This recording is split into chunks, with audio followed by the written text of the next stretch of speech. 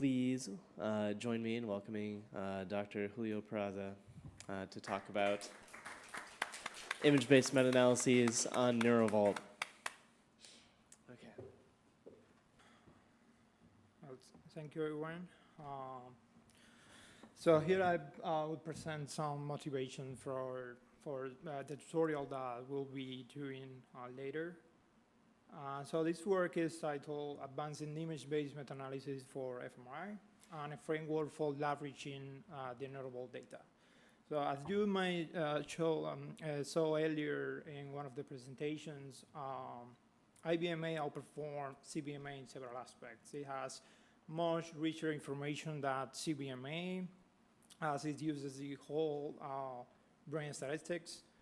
So we also have that it produces a richer and more detailed result than CBMA, and it has greater power. But despite this, that IBMA is the gold standard for neuroimaging meta-analysis, CBMA remained the most popular approach. In the past, this was the issue of related to data accessibility. So the Neurovault repository was introduced to enhance the data availability for IBMA. Regardless of its growth over the year, we still find a preference for researchers to use CBMA approaches. So one issue could be associated with the fact that the downloading usable data from Neurovault presents several challenges. For example, you might find that invalid annotations, duplicate images, and some mislabeled imaging modalities. Also, this potential for spurious statistical images, along with the lack of tools and methods, has really hampered the use of the Neurovault data for IBMA.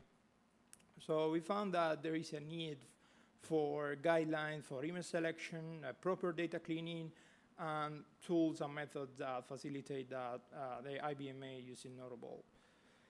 So what we really found that, like, before attempting to run an IBMA, we look at the current state of the Neurovault data to see if it's feasible to do that in the first place.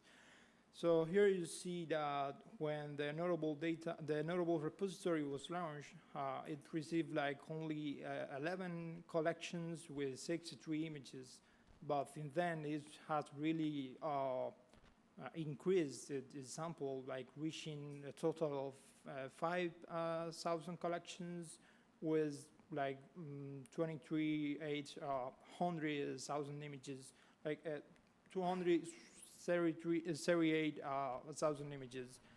And looking at these images, we see that respectively the fMRI ball is the most represented modality in Neurovault. Really interesting is that only a small percentages correspond to group level analysis, with more than 70% and correspond to single subject images. We have like 75% of unloaded images are unthresholded, which is good for IBMA, because we want to like include the information from all the voxels that we have available. And one important thing is that most of these images correspond to C or T statistics. So we really only can rely on some of the methods that Gifan just presented, like Stauffer, instead of using more a gold standard maze effects approach with the beta coefficient and the standard errors. So like more than 60% are linked to a specific cognitive atlas task. So the primary challenge with conducting IBMA using Neurovault is identifying the relevant images for the meta-analysis. So here I conducted a preliminary selection of images, and I focus on the fMRI ball, as they are the most prevalent modality in Neurovault. Then I chose the images from group level analysis, which resulted in like a reduce our sample to only 7.5% of the images, but you can see that the collections did not decrease at the same rate, so we still find like a high representation of the selected images from the collections in Neurovault. And then we kept studies that reported results with a sample size greater than 10 and T and C statistics. We also kept unthresholded images that covered like more than 40% of the brain and were in the MNI space. And finally, those images that are linked to a cognitive atlas task. So following that, I aim to explore how the cognitive atlas tasks were represented in the remaining number of images and collections. You can see here that social judgment and social decision-making tasks had the largest number of images and were represented in the in 11 and 14 collections, and the go-no-go tasks were represented in the highest number of collections with 17. But for a preliminary evaluation of IBMA with Neurovault, I focus on working memory, motor, and emotion processing to kind of validate some of the results using the Human Connectome Project data. So here is kind of a methodological approach of what you can do when performing an image-based meta-analysis with Neurovault. First, you need to identify the fMRI task linked to a specific domain. So if you have working memory, for example, you can look at the relationships that are established in the cognitive atlas knowledge base, and for example, look for working memory, fMRI task, MBAC task, or any other task that you are interested in. So next, you go to Neurovault and download all the images that are linked to the task of interest. And then the next step is like you can perform a preliminary image selection that I showed earlier, that the images should be the fMRI ball, and all these specific details, they can be found in the image metadata in Neurovault. So you can go to Neurovault and look for fMRI ball, group level analysis, and so on. And then I perform like a heuristic selection to remove possible outliers from the data. And this mostly included, so the images, the maximum Z value of the images, it has to be larger than the minimum, that the 1.96. In some cases, when you have someone that reported a study with a Z value smaller than this, to be like a correlation maps or some of these mislabeled imaging modalities that we can find in Neurovault. So we can also see duplicate images. So people that upload the same maps multiple times with a different image ID, or maybe they rerun the analysis with different covariates. The maps will be essentially the same if that covariate didn't have an effect on the results. Finally, I did like a manual selection of images just to really identify the relevant images from those papers. So this is very important because you can find images with different contrasts. So for example, for working memory, if you are interested in the 2-back minus 0-back, you want to look at the image metadata in Neurovault and actually select those images. So as you can see here, though, the manual meta-analysis reproduce the Human Connectome Project data, but a manual meta-analysis involves an extensive amount of work. So I tested if it would be feasible to do like an automated meta-analysis, similar what the NeuroThin paper did for CBMA. I evaluated, like I compared the correlation of the heuristic selection that you see here, and including all the images that came from the preliminary selection. And you see that the model meta-analysis is the highest correlation, but the heuristic selection improve on the old images selection. So here is an example of other domains that we run a meta-analysis using pain, social cognition, response inhibition, and so on.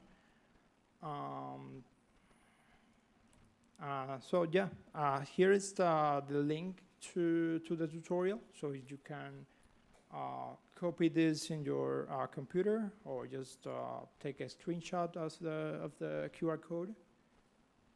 That should take you to the GitHub repository. Let me do that real quick.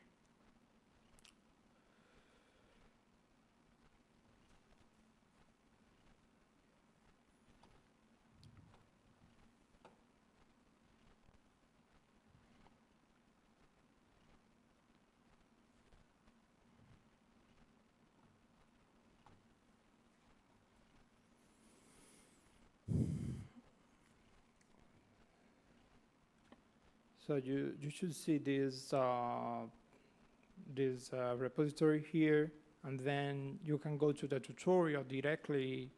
I mean, you can run that locally in your computer, but it will be easier to just use the binder. Just click here, and it should build the environment for you, so that you don't need to install anything on your computer. So I will walk through the tutorial real quick, and then you can try to run it yourself and try different tasks from the Cognitive Atlas knowledge base, and we can troubleshoot any issue that you might encounter. So yeah, first is just presenting here some of the tools that we use. We rely on the NIMR Python package for all the analysis. So to get familiar with NIMR, just click on the NIMR documentation, and you can check it out. Then we have also Neurovault, is where we download the images data for IBMA. And then we have the Cognitive Atlas, where we select the tasks that are linked to specific domains that we want to do a meta-analysis.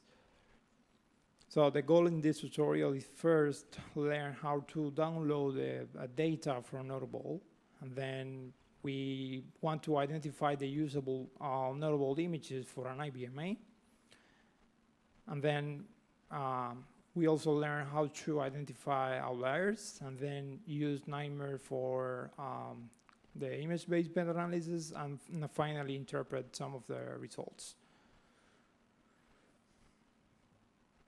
So here I just import some of the packages that we use. As you see here, I rely mostly in NIMR, NiLearn for some of the plotting functionalities to show the results. Define some of the directories that we output the results to. So this is a very important step, because when you go to Neurovault, it's really hard to know how to download all that data without knowing anything about the API, or having the resources to download 200,000 images and then run a meta-analysis on that. So what we created is a SQL query of the entire database, and put this into some of the CSV that you can download from here. So just here is the GitHub URL, and then you download this file, and then uncompress the file, and you will find in the downloaded directory all this CSV. And here we record all the information about the Neurovault data. So This file is not that relevant, so I will focus more on the, for example, these stat maps, atlas, CSV contain the information about the atlas in Neurovault. This one contains the image ID, the names and description. This other file contains the contrast name and the IDs that we find in cognitive atlas. So for example, to identify the images that are usable for ABMA, we first retrieve the image IDs and the names and the affiliated collection ID. So just go to this specific file and then download, read the file with the following columns: the image ID, and this is the collection ID, and this is the image name, okay? And then from this other file, you will download the collection ID and the DOI in case you want to only include studies or images from published studies. Like you select the DOI for the collections. And then you need also the path to these images. So this is going to help us use the Neurovault API to download all those images to your local computer.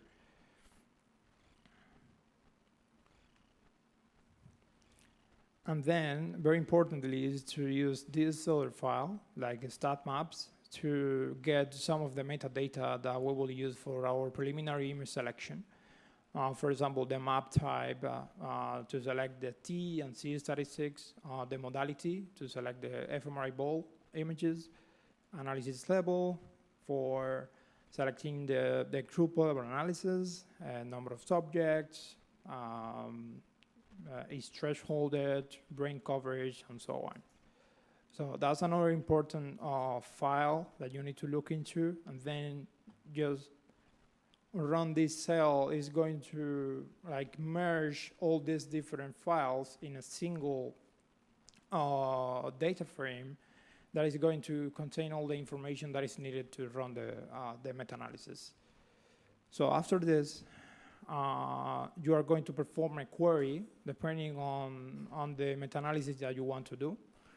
So to query the data frame, just run this code, and it will, you specify some of the conditions that we talked earlier, like the modality, analysis level.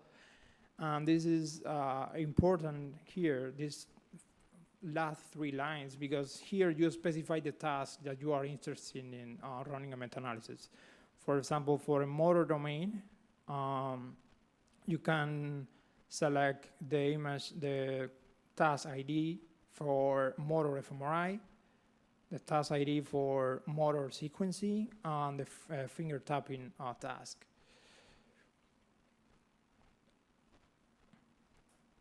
And then you execute this cell, and it's going to give you that data frame that you are going to then ingest into this download images function that I created, that is going to download only those images that you are interested in. So instead of downloading the thousands of images from Neurovault, you are only going to download these specific images that are specified in the query. Okay. And then here, in the next steps, I create a NAMR dataset object, which is going to facilitate using some of the NAMR functionalities for IBMA to run the image-based meta-analysis. So just you can go ahead and insert this, the previous image data frame with the included images in this function, and you can specify some of the columns name from the that data frame, and it will create the dataset objects for you. And it's going to also perform a resampling in case these images are not in the same grid size in the MNI space. So lastly, you can find here in NIMR how to understand these dataset objects. If you go to the API, you'll see all the available functions that are available for that dataset objects. So you can list all the IDs. For example, printing the dataset.IDs, it will give you the collection ID followed by the image ID. And this is a unique identifier that we can use then to run the analysis. And then we also have metadata that include things like a sample size, like to run a weighted Stauffer, the image name that we can use to exclude outliers, and the file name. And then the final data frame include the T and C statistics and the path to the local data. So for example, here we downloaded to this file here. So if you go back step in the notebook, you will find you will find this data in this path here. So following that, given that we have the dataset object, we can go ahead and run a meta-analysis with NIMR. And for that, we have created different workflows. For example, for an IBMA workflow, we need to specify the estimator, the corrector that we are going to use to perform multiple comparison correction, the diagnostic, the voxel threshold, the cluster threshold, the output directory in case you want to save the results in a specific file, and the number of cores in case you want to do like a parallel run of the diagnostics. So for the estimator, we are going to do a simple analysis using Stauffer with an aggressive mask because like in some cases, you can run an analysis given the independence of the voxels, like for unspecific voxels, but some studies might exclude voxels like the cerebrospinal fluid and some of the areas that they didn't include in the analysis. So for that, we do like aggressive masking and remove all those voxels from the analysis. We can also use the sample size. As you saw earlier, we have that in the metadata. So NIMR will leverage this information to perform a weighted Stauffer. So any study with a bigger, like a large sample size is going to weight larger in the average. And then we can also normalize the contrast weights in the analysis. But yeah, this is a very simple example, but you can refer to NIMR if you want to try different estimators in case you have a beta coefficient or any other kind of images in your data. So you can go here to the NIMR API and go to the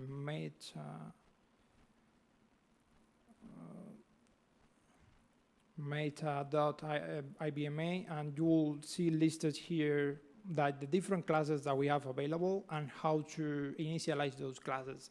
So you can just copy this call of the class here and put it in your IBMA workflow, and it's going to run that for you. Okay. So next, given the specified workflow and the created data set, we can just go ahead and fit that workflow to the data, and it will create the result objects. In the result, we can get the maps that was resulted from the IBMA using like this code here. And then we also have the cluster table, is like following some of the specification for the voxel threshold and the cluster threshold to form those clusters. We will generate this table for you. And similarly with the jackknife analysis that James presented at the beginning, we can see which studies is accounting for the specific cluster activation, and see if that analysis is biasing, like that study is biasing the analysis or not. So the jackknife is going to help us on that. And then lastly, we can just generate a report and that will summarize all these results into an HTML.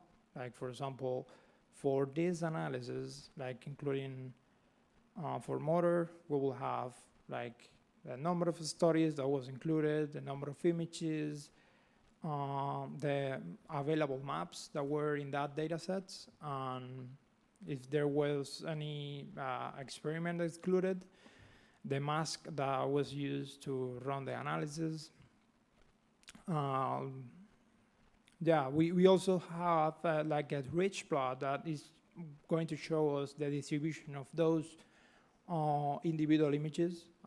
This can be helpful to exclude any images that have a very high signal and that might be influencing the result. For example, we see that here there's a 4457 collection. It has an image with a very high signal, potentially like affecting the results in a negative way. We also have a similarity of all the images that can give us an information of, for example, if we have any like inverted contrast, or we have a similar image in the data that might be coming from the same collection. We need to exclude that. There are finally the same like explorer that you saw for the CBMA results with the cluster table, a cluster, and the jackknife analysis heat map. And you can see here for this cluster is completely taken by this Human Connectome Project collection that is driving the entire results. So this is the case where you have to take a look at these two images and potentially exclude that from the analysis in order to have less biased results. Yeah, finally, we include also the latex for the method that you can include in your paper after. Yeah. So after this,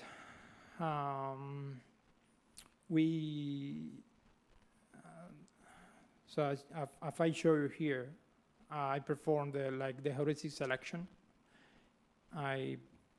I implemented this also in a couple of functions that is specified by this function, the main function, remove outliers, and you can specify the minimum value that an image that the maximum of an image could have, and also the maximum value. For example, you see that when we run this, the Human Connectome Project image is being excluded because of it's completely driving the result. So you want to exclude those images to reduce bias. And then you follow the same. For example, after cleaning the image, the data set, you can go ahead and run the same analysis, and you will get a new result, and then you can run a new report to analyze those results.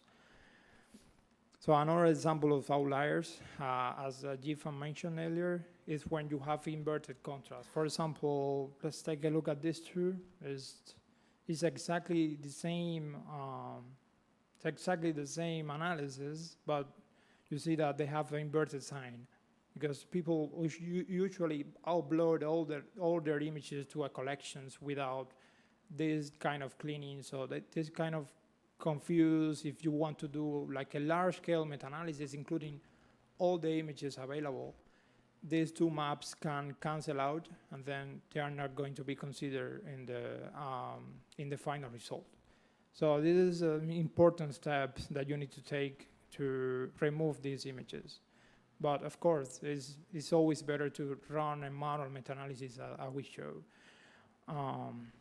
So finally for the limitations, it's important to consider that for a large-scale meta-analysis, we are assuming kind of independence because we are including all the images in the same estimator, but that's not true because multiple images, as you can see here, they come from the same collection. So you need to or select only one image for that collection, or use a more advanced estimator that can account for that shared variance in your analysis.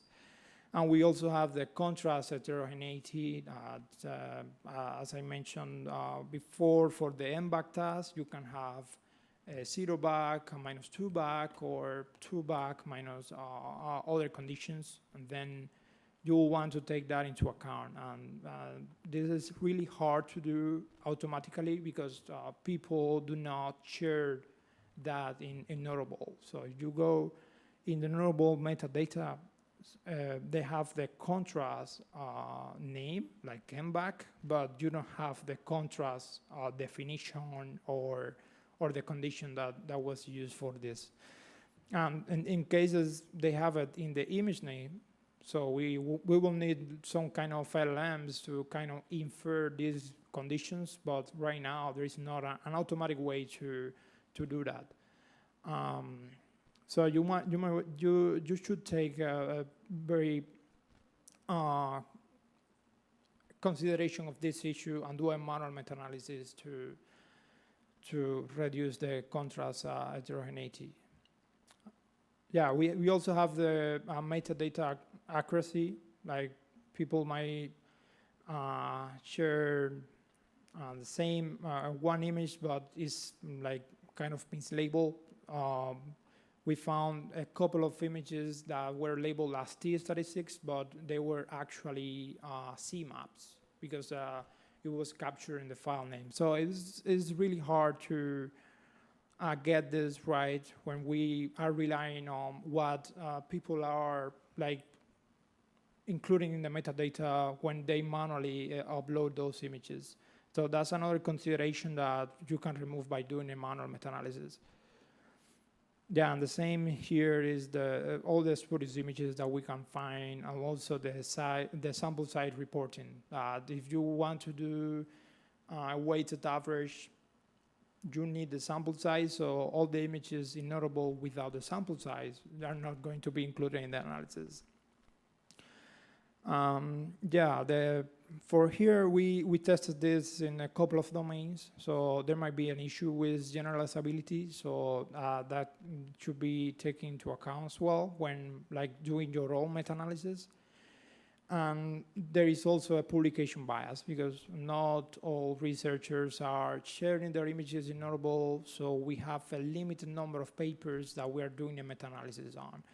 So for motor, it could be like 7 or 10 or 15 papers, and that's not representative of the entire literature. So that's a big issue right now with IBMA.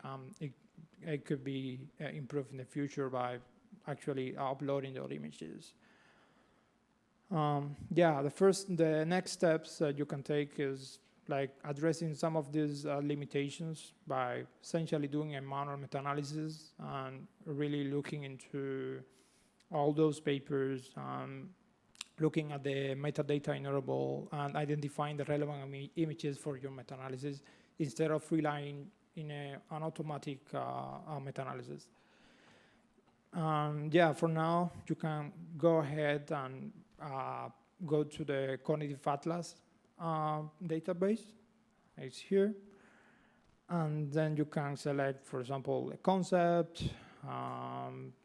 that you are interested in, and look at the tasks that are of interest to you.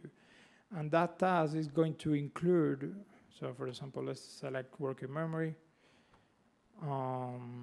Of working memory, we have all these tasks. So for M-back, And you here at the top, you see the task ID, and that's where you are going to use to query your Neurovault data. So you go and copy that ID here in the query, and that's going to select all the MBAC task images from Neurovault, and then perform the downloading and the checking of the images, and then create your NIMR data set for your meta-analysis.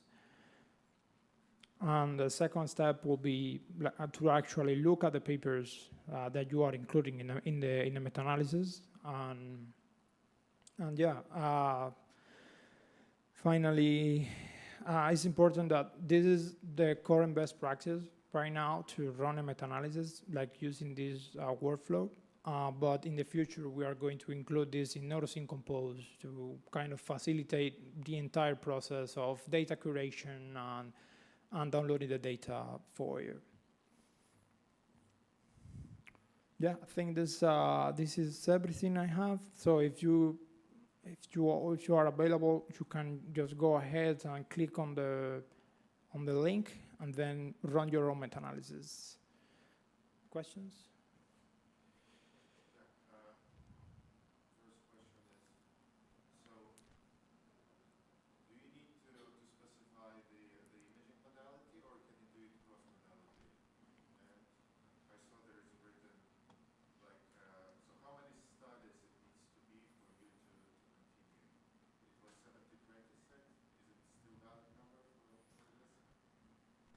Yeah, I mean, the number of studies is it's hard to know, but I guess for the data that we tested it was more than 5-10 studies is the larger number that we have right now. So you see here, some of these tasks are represented like only in 10 studies right now. So for example, motor is only present in 10 collections. So yeah, it's really hard to know a hard threshold, but this is the better we can do right now with the data that is available in Neurovault. But in terms of the imaging modalities, the other modalities are not represented. So if this is a big issue right now for fMRI ball, it will be like even worse for other modalities. Yeah, of course. Yeah, you need to specify your modality here. For example, this is fMRI ball. You have all these modalities available. You have fMRI, CBF, you have diffusion, structural, like, but it's really hard to do like across modalities. It's not, I mean, the data is not there, so it's nothing that we can address right now.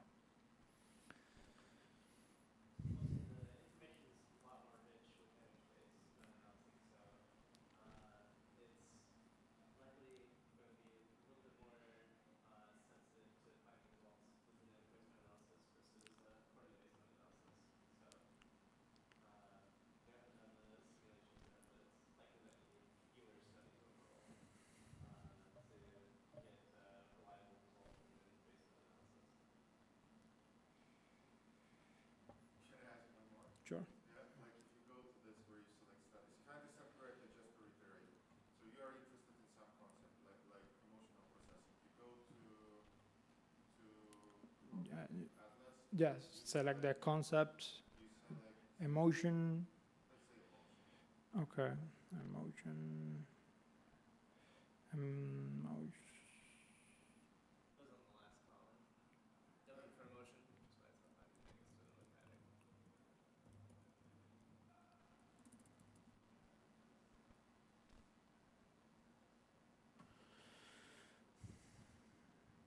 it. So we have now two tasks. So let's say that one task has 20 studies, another meditation task has only one study. Should I include those, or should I? And it will depend. Like for example, for motor is easier. That's what I show the motor here as an example, because it will, I would say they target the same regions when you look at the activation, but I mean, for other tasks, it will be specific of the research questions or what areas these different tasks target, and also the condition. So you need to look not only the task name, but also look at the contrast that they have available. But it depends. It's not that you can do both or one. It will depend on the domains that you are looking into.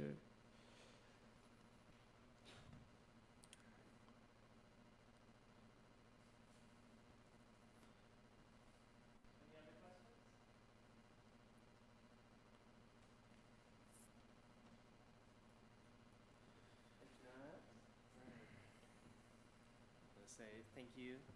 Thank you. Here? Yeah, you can unplug this. All right.